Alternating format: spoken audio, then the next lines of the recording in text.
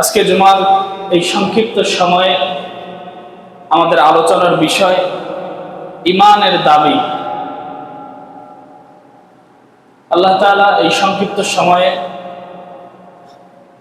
আমলের নিয়তে হেদায়েতের উদ্দেশ্যে তিনার কালামুল্লাহ মাজিদ থেকে এবং তিনার নবীর মুখনিসৃত বাণী থেকে কথাগুলো বলার এবং শোনার এবং সর্বোপরি তার উপরে আমল করার তৌফিক আল্লাহ তাআলা দান করুক এবং সকলে বলি আল্লাহুম্মা আমিন। প্রিয় উপস্থিতি, ঈমান এমন একটি শব্দ, এটা খুবই আমাদের একটা পরিচিত শব্দ এবং খুবই ছোট্ট একটি শব্দ, কিন্তু এই ঈমানের পিছনে আল্লাহ রাসূল সাল্লাল্লাহু আলাইহি সাল্লাম যে দৃঢ়তার একটা দৃষ্টান্ত রেখেছেন, ঈমানের বলে বলিয়ান হওয়ার যে দিক নির্দেশনা আমাদেরকে দিয়েছেন, আমরা সকলেই নিজেকে ঈমানদার বলে দাবি করলেও আল্লাহ রাসূল সাল্লাল্লাহু আলাইহি সাল্লাম কিংবা তার সাহাবীদের মতো করে ঈমানের দৃঢ়তা আমাদের মাঝে আনতে পারি না। এটা কথা কি ঠিক? তাহলে ঈমান এই শব্দটা যদিও বা ছোট, কিন্তু এই ঈমানের মর্যাদা আল্লাহ তাআলার কাছে সব থেকে বেশি। আমি প্রায় সময় বাইরে প্রোগ্রামে গেলে একটা কথা বলি যে মানুষ যত ভালো আমল করুক, যত ভালো ভালো কাজ করুক, দুনিয়াতে নেক কাজের বন্যা বয়ে দেয়, কিন্তু তার ভিতরে যদি ঈমান না থাকে এই সমস্ত আমল তার ভিত্তিহীন হয়ে যায়। কারণ প্রত্যেকটা জিনিসের একটা করে ভিত্তি থাকে, একটা মূল শিকড় থাকে। তো এই ঈমানের বা আমলের মূল শিখরের নাম হচ্ছে ঈমান। এবং ঈমানের ব্যাপারে এমন কথা এসেছে, আল্লাহ রাসূল সাল্লাল্লাহু আলাইহি ওয়াসাল্লাম বলছেন, যার ভিতরে ন্যূনতম ঈমান থাকবে, মানে ঈমানের সব থেকে নিম্ন স্তর তার ভিতরে আছে, ন্যূনতম ঈমান, এ ব্যক্তিটাও কোনো না কোনো সময় আল্লাহ তাআলা তাকে এই ঈমানটা থাকার কারণে চিরস্থায়ী জাহান্নামে রাখবেন না। আল্লাহ তাআলা এক সময় তাকে জাহান্নাম থেকে বের করে চিরকালের জন্য জান্নাতে রেখে দেবেন। বলি সুবহানাল্লাহ। তাহলে এটা হচ্ছে কি? সব থেকে ন্যূনতম যে ঈমান যার ভিতরে, তার মানে হলো ঈমান আপনার ভিতরে আমার ভিতরে থাকবে যদি আমরা নেক আমল নাও করি। আমল না করার জন্য আল্লাহ তাআলা আমাদেরকে একটা নির্দিষ্ট কালের জন্য জাহান্নামে রাখবেন, কিন্তু স্থায়ীভাবে কোথায় দিবেন? জান্নাতে দিবেন। তো এই যে ঈমান, ঈমানের যে একটা বিষয়, আল্লাহ পাক রব্বুল আলামিন কোরআনুল কারীমের মধ্যে বলতেছেন, ওয়া মিনান নাস, তোমাদের সমাজে এমন কিছু মানুষ আছে, মাইয়াকুলু, যারা তাদের মুখে বলে আমান্না বিল্লাহ, আমরা আল্লাহর উপর ঈমান এনেছি, ওয়া বিল ইয়াউমিল আখির, আখিরাতের উপর ঈমান এনেছি, কিন্তু তারা যদিও বলে যে আমরা ঈমানদার, মুত্তাকিন, মুমিন, ওমা হুম বিমুমিনিন, তারা কখনো মুমিন আর ঈমানদার হতে পারে না। বলেন আউযু বিল্লাহ। তাহলে ঈমানটা আল্লাহ তাআলা এই আয়াতের মাধ্যমে আমাদেরকে বোঝাইলেন যে ঈমানটা মুখে বলবার মতো বিষয় নয়, ঈমানটা হচ্ছে ধারণ করার বিষয়। ঈমান শব্দের একদম সরল অর্থ হচ্ছে বিশ্বাস। কিসের বিশ্বাস? আল্লাহ তাআলা যে বিধিবিধান দিয়েছেন, আল্লাহ তাআলা যে এক, আল্লাহ রাসূল যে সত্য রাসূল, এই বিষয়গুলোকে, এই মৌলিক বিষয়গুলোকে নিজের অন্তরে স্বীকৃতি দিতে হবে, নিজের জবানে স্বীকৃতি দিতে হবে এবং নিজের কাজে কর্মে বাস্তবায়ন করতে হবে। এই তিন জিনিসের সমন্বয়ের নাম কি? ঈমান। তো প্রিয় উপস্থিতি, সমাজে এমন কিছু মানুষ আছে যারা আল্লাহ তাআলার এই কথার সাথে তাদের কিছুটা মিল পাওয়া যায়। কেমন? আমাদের সমাজে অনেক মানুষ আছে যারা বলে যে আমরা মুসলমান, ঈমানদার, কিন্তু ইসলামের যে মৌলিক ইবাদত বা আমল আখলাক, এগুলো তাদের ভিতরে পাওয়া যায় না। তাহলে এখন ওই সমস্ত মানুষের সাথে আল্লাহ তাআলা এই কথাটাকে মিলান সূরা বাকারার মধ্যে যে আল্লাহ তাআলা বললেন যে সমাজে এমন কিছু মানুষ আছে যারা মুখে ঈমানদার বলে দাবি করে, ওমা হুম বিমুমিনিন, আর শুনে রাখো তারা কখনো ঈমানদার নয়। তাহলে এই কথাটা বলার অর্থ হলো যে কিছু মানুষ নিজেকে ঈমানদার মুসলমান বলে দাবি করবে, কিন্তু ঈমানের যে কার্যক্রম, ঈমানের যে আমল আখলাক, এটা তার ভিতরে পাওয়া যাবে না, যার কারণে তাকে ঈমানদার বলাও যাবে না। তার মানে আল্লাহ তাআলা বলে দিচ্ছে ঈমান শুধু মুখে স্বীকৃতি দেওয়ার বিষয় নয়, অন্তরেও বিশ্বাস করতে হবে, নিজের কাজে কর্মেও এটাকে বাস্তবায়ন করতে হবে। তো যুগে যুগে আল্লাহ তাআলা যত নবী রাসূল পাঠিয়েছেন, প্রত্যেক নবী রাসূলের মৌলিক প্রধান যে কাজ ছিল সেটা হচ্ছে লা ইলাহা ইল্লাল্লাহ, এক আল্লাহ তাওহীদের পথে দাওয়াত দেয়া। সেই আদম আলাইহিস সালাম থেকে নিয়ে আমাদের নবী মুহাম্মদ সাল্লাল্লাহু আলাইহি ওয়াসাল্লাম পর্যন্ত এই যে লক্ষাধিক নবী রাসূল আল্লাহ তাআলা পাঠিয়েছেন, প্রত্যেকের মৌলিক প্রধান দায়িত্ব ছিল, যতগুলো দায়িত্ব ছিল মৌলিক, তার মধ্যে প্রধান দায়িত্ব হচ্ছে মানুষকে গায়রুল্লাহর পথ থেকে সরিয়ে এক আল্লাহর পথে রাখতে হবে। এটা হচ্ছে নবী রাসূলদের কাজ, এবং এই কাজ বাস্তবায়ন করতে গিয়ে নবী রাসূল তারা বিভিন্ন সময় বিভিন্ন বিপদের সম্মুখীন হয়েছেন, বিভিন্ন সময় বিভিন্ন বিপদের সম্মুখীন হয়েছেন। তার মানে এই যে একটা টোটাল ইতিহাস, এই ইতিহাস থেকে যে কয়েকটি শিক্ষা আমরা পাই, তার মধ্যে একটি শিক্ষা হচ্ছে যে আপনি ঈমানদার মুখে দাবি করবেন আর কাজে কর্ম বাস্তবায়ন করবেন না, অথবা ঈমানদার দাবি করবেন আপনি পরীক্ষার সম্মুখীন হবেন না, এটা হতে পারে না। ঈমান আছে যার, পরীক্ষাও আছে তার। এজন্য মহান রব্বুল আলামিন বলেন, আহাসিবান নাস আন ইউতরাকু আন ইয়াকুলু আমান্না ওয়া হুম লা ইফতানুন। জোরে বলি আল্লাহু আকবার। আল্লাহ রাব্বুল আলামিন বলেন, আহাসিবান নাস, মানুষ কি ধারণা করে, আন ইয়াতরাকু আন ইয়াকুলু আমান্না ওয়া হুম লা ইফতানুন, যে মানুষ শুধু মুখে বলবে আমি ঈমান এনেছি, মানুষ শুধু মুখে বলবে আমি আল্লাহর উপর ঈমান এনেছি, আর আমি তাদেরকে কোন রকম পরীক্ষা ছাড়াই ছেড়ে দেব। মানুষ কি ধারণা করে নাকি? অথচ আমি আল্লাহ তাআলা তাদেরকে জানিয়ে দিলাম, ওয়ালাকাদ ফাতান্নাল্লাযীনা মিন ক্বাবলিহিম, আমি আল্লাহ তাআলা এদের পূর্বে যে মানুষগুলো ছিল, যে নবী রাসূলগুলো ছিল, প্রত্যেকেই যারাই ঈমানদার বলে নিজেকে দাবি করেছে, আমি আল্লাহ তাআলা প্রত্যেককেই বিপদের সম্মুখীন, পরীক্ষার সম্মুখীন করেছি। বলি সুবহানাল্লাহ। আমি আল্লাহ প্রত্যেককেই পরীক্ষার সম্মুখীন করেছি। আহাসিবান নাস, অথচ এই মানুষরা কি মনে করে যে তারা শুধু বলবে, এতটুকুন বলবে যে না আমরা তো ঈমানদার, আমরা তো ঈমান এনেছি, আর আমি আল্লাহ তাদেরকে এমনি এমনি ছেড়ে দেব? না, হবে না। ওয়ালাকাদ ফাতান্নাল্লাযীনা মিন ক্বাবলিহিম, অথচ তাদের পূর্বে যারা এসেছিল, যারাই ঈমানদার বলে নিজেকে দাবি করেছিল, প্রত্যেককেই আমি আল্লাহ তাআলা পরীক্ষার সম্মুখীন করেছি। কেমন পরীক্ষা করেছি? সাইয়েদনা ইব্রাহিম আলাইহিস সালাম, আমরা সকলেই ইতিহাস জানি, আল্লাহ তাআলা ওনাকে অনেক রকম পরীক্ষার সম্মুখীন করেছেন। আল্লাহর নবী, আল্লাহর পয়গম্বর ইব্রাহিম আলাইহিস সালাম জীবনে যতগুলো পরীক্ষা দিয়েছেন, সমস্ত পরীক্ষার মধ্যে তিনি ধৈর্যের পরিচয় দিয়ে আল্লাহ তাআলার সামনে আল্লাহ তাআলার দেওয়া পরীক্ষার সম্মুখীন হয়েছেন। এজন্য মহান রব্বুল আলামিন আল্লাহ তাআলার এই নবীকে পরীক্ষা দিয়ে ওনাকে ছেড়ে চলে যান নাই, বরং পরীক্ষায় ভালো ফলাফল নিয়ে উত্তীর্ণ করে গোটা উম্মতের জন্য, গোটা জাতির জন্য আল্লাহ তাআলা হযরত ইব্রাহিম আলাইহিস সালামকে জাতির পিতা হিসেবে আখ্যায়িত করেছেন। বলি সুবহানাল্লাহ। গোটা জাতির পিতা বানিয়ে দিয়েছেন ইব্রাহিম আলাইহিস সালাম। তাহলে পরীক্ষা অবশ্যই অবশ্যই হবে। ঈমানদার দাবি করবেন আর পরীক্ষার সম্মুখীন হবেন না, আল্লাহ তাআলা আপনাকে পরীক্ষা করবেন না এমনটা নয়।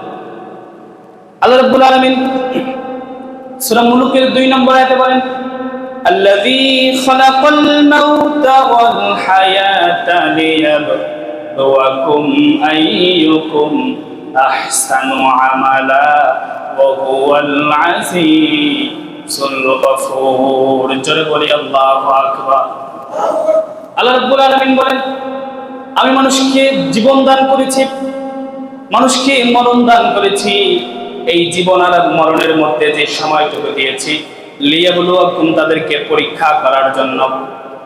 এই পরীক্ষার সম্মুখীন হয়ে, এই পরীক্ষার সময়টা পেয়ে কে কতটুকু ভালো আমল করতে পারলো, আহসানু আমালা, কে কতটুকু নেক আমল করে আমার সামনে আসতে পারলো, এটা আমি দেখবো, যাচাই করব, পরীক্ষা করব। তার মানে হলো আল্লাহ রাব্বুল আলামিন বলতে চাইলেন, বান্দারে, তোমার জীবন আর মৃত্যুর মাঝখানে যে সময়টা তুমি পেয়েছো, এই সময়টা হেলায় খেলায় কাটানোর সময় নয়। এই সময়টাকে তোমার প্রবৃত্তিকে অনুসরণ করার জন্য দেওয়া হয় নাই, বরং এই সময়টাকে কাজে লাগিয়ে তোমাকে বিভিন্ন সময়ে বিভিন্ন পরীক্ষার সম্মুখীন করা হবে। এই পরীক্ষার মধ্যে ধৈর্য ধরবে যারা, আমি আল্লাহ তাআলার কাছে সফল হবে তারা। বলি সুবহানাল্লাহ। এই পরীক্ষা অবশ্যই অবশ্যই তোমার কাছে। তাহলে এই জীবন আর মৃত্যুর মাঝখানের যে সময়, এই সময়টা কিসের জন্য আল্লাহ তাআলা দিয়েছেন? পরীক্ষা করার জন্য। মহান রব্বুল আলামিন কি দিয়ে পরীক্ষা করবেন? সূরা বাকারার একটা আয়াতে আল্লাহ তাআলা জানিয়ে দিচ্ছেন, ওয়ালানাবলুওয়ান্নাকুম বিশাইইম মিনাল খাউফি ওয়াল জু'i ওয়া নাকসিম মিনাল আমওয়ালি ওয়াল আনফুসি ওয়াস সামারাত ওয়া বাশশিরিস সাবিরিন। জোরে বলি আল্লাহু আকবার। আল্লাহ রাব্বুল আলামিন বলছেন, আমি তোমাদেরকে পরীক্ষা করব, কয়েকটা বিষয় দিয়ে তোমাদেরকে পরীক্ষা করব। এক নম্বর হচ্ছে মিনাল খাউফ, তোমাদেরকে ভয় দিয়ে পরীক্ষা করব। এরপরে আল্লাহ তাআলা বলছেন ওয়াল জু', তোমাদেরকে ক্ষুধা দিয়ে পরীক্ষা করব। ওয়া নাকসিম মিনাল আমওয়ালি ওয়াল আনফুসি ওয়াস সামারাত, তোমার সন্তানগুলোকে কেড়ে নেওয়ার মাধ্যমে তোমাদেরকে পরীক্ষা করব। তোমাদের আবাদকৃত ফসলগুলোকে নষ্ট করে দিয়ে তোমাদেরকে পরীক্ষা করব। এই সকল বিষয়ে একত্রিত করে আমি আল্লাহ তাআলা প্রত্যেকটা মানুষকে, প্রত্যেকটা ঈমানদারকে পরীক্ষা করব।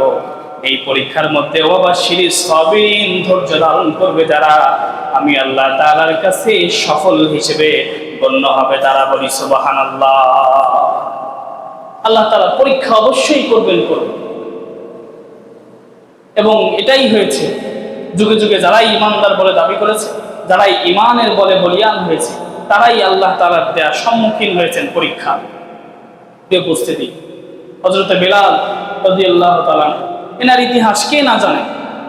একজন গোলাম, হাবশী গোলাম, অথচ এই লোকটা দিন গ্রহণ করার কারণে এনার যে মুনিব ছিল উমাইয়া, কত নির্যাতন করেছেন, কত নিপীড়নের শিকার তিনি হয়েছেন।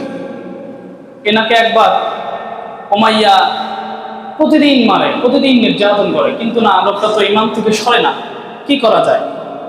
তখন উমাইয়া বিরক্ত হয়ে বলল যে না, একদম জীবন তো শেষ করে দিতে হবে, নয়তো এ তো ইমান ছাড়তেছে না।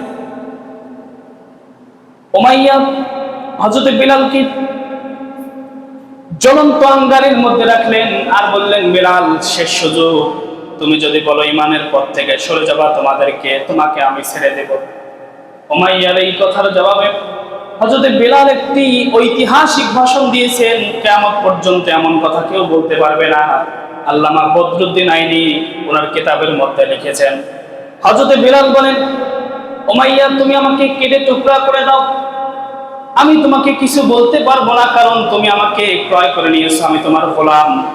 কিন্তু মনে রাখো, আমাকে তুমি যদি জ্বালিয়ে ভস্ম করে দাও, কিংবা আমার অঙ্গ প্রত্যঙ্গগুলোকে তুমি যদি কেটে কেটে টুকরা টুকরা করে দাও, কিন্তু আমি আমার আল্লাহর এবং নবীর মুহাব্বত, তাদের প্রতি ঈমান যে কলবের মধ্যে রেখেছি, এই কলবের মধ্যে তুমি কখনো আঘাত করতে পারবা না। বলি সুবহানাল্লাহ। তুমি আমাকে কেটে টুকরা টুকরা করে দাও, আগুনে জ্বালিয়ে ভস্ম করে দাও, কোনো অসুবিধা নাই, কিন্তু আমার মনে, আমার হৃদয়ে, আমার কলবে যে আল্লাহর মুহাব্বত আর আল্লাহর ঈমান রয়েছে, ওখান থেকে তো আর ঈমানটা সরাইতে পারবো না। এত নির্যাতনের শিকার হয়েছে। তাহলে এই ঈমানদার দাবি করে আপনি আমি খালি গরুর গোশত খাবো, ভালো ভালো খাবার খাবো, নিজেকে ঈমানদার বলে দাবি করব, নামাজ কালামের বালাই থাকবে না, এটা কি হবে? আমি তো সহজ কথাই বলি যে ঈমান আমাদেরকে সামান্য চায়ের দোকানের টিভির সামনে থেকে আজানের সময় মসজিদে নিয়ে আসতে পারে না, এই ঈমান আপনাকে আমাকে কিভাবে জান্নাতে দেবে? আছে কোনো সম্ভাবনা? কোনো সম্ভাবনা নাই। এজন্য প্রিয় উপস্থিতি, ঈমানটা অত সহজ জিনিস নয়। ঈমানদার হয়ে কবরে যাওয়া অত সহজ বিষয় না। আল্লাহ নবীর এক সাহাবী, এগুলো আপনারা সবাই ইতিহাস জানেন, শুধু সামারটা বের বলে যাচ্ছি।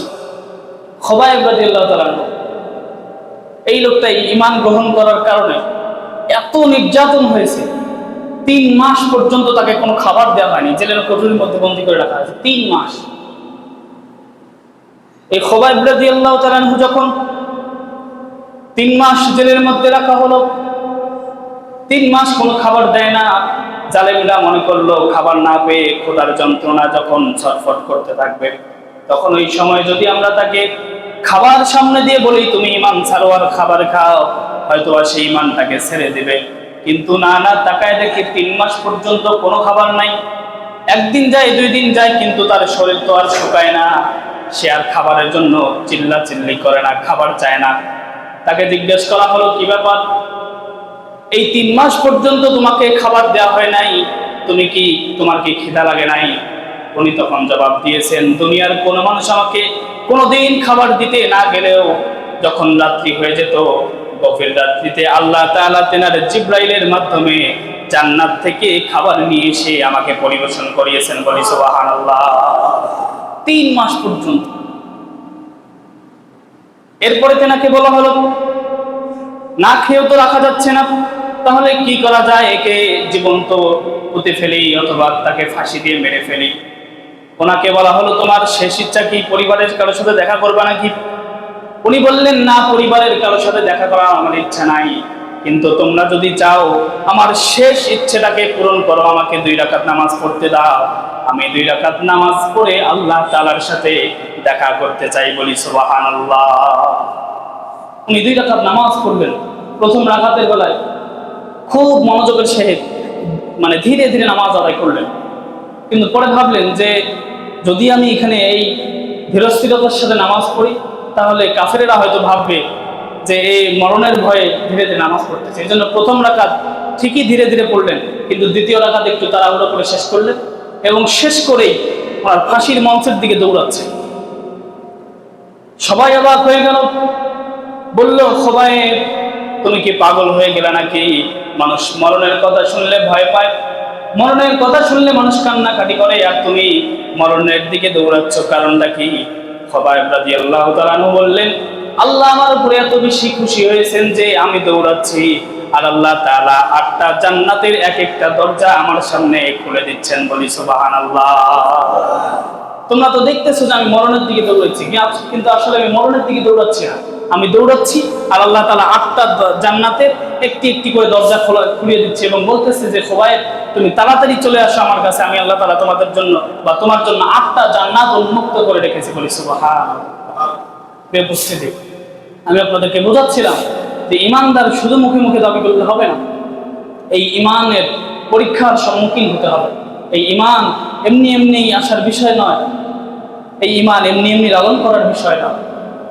এই ঈমানের পথে আপনি কতগুলো ইতিহাস শুনবেন, সারাদিন আপনাকে ইতিহাস শোনাইতে পারবো। শুধু এই ঈমানের পরীক্ষা দিতে গিয়ে এমন নবী এসেছিলেন যার মাথায় করাত বাজিয়ে একদম পুরো শরীর পর্যন্ত ফেলে ফেলা হয়েছে, 2 টুকরা করে দেওয়া হয়েছে, কিন্তু তারা ঈমানের পথ থেকে সরে না। অথচ আমরা আমাদের শরীরে যদি সামান্য একটা মশা কামড় দেয়, তাতেই আমরা ঠিক থাকতে পারি না, কত রকমের পেরেশানি শুরু হয়ে যায়। আর যদি শুধু ডেঙ্গু মশা কামড়ায়, তাহলে তো আরো অবস্থা খারাপ। তাহলে চিন্তা করেন, এই ঈমানটা যদি আমাদের সে সময়কার মানুষের সঙ্গে মিলান, তাহলে আমরা কিছুই না।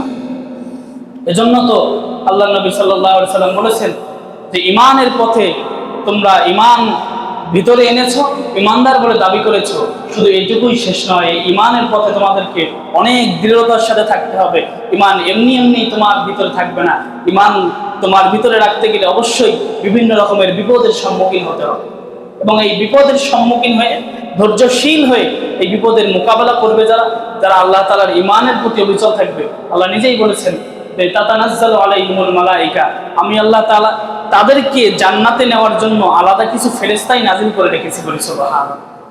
প্রিয় উপস্থিতি, তাই আসুন আমরা ঈমানের পথে নিজের জীবনকে বিলিয়ে দিই, নিজের ঈমানটাকে দৃঢ় করি। আল্লাহ তাআলা আমাদের সকলকেই ঈমানকে একনিষ্ঠ করে ইখলাসওয়ালা ঈমান নিয়ে কবরে যাওয়ার তৌফিক দান করুক। এবং যে আলোচনা হলো, আল্লাহ তাআলা আমাদের সকলকেই তার উপর আমল করার তৌফিক দান করুক। ওয়া আলাইনা ইল্লাল বালাগ, যারা সুন্নত করেন নাই সুন্নত করেন।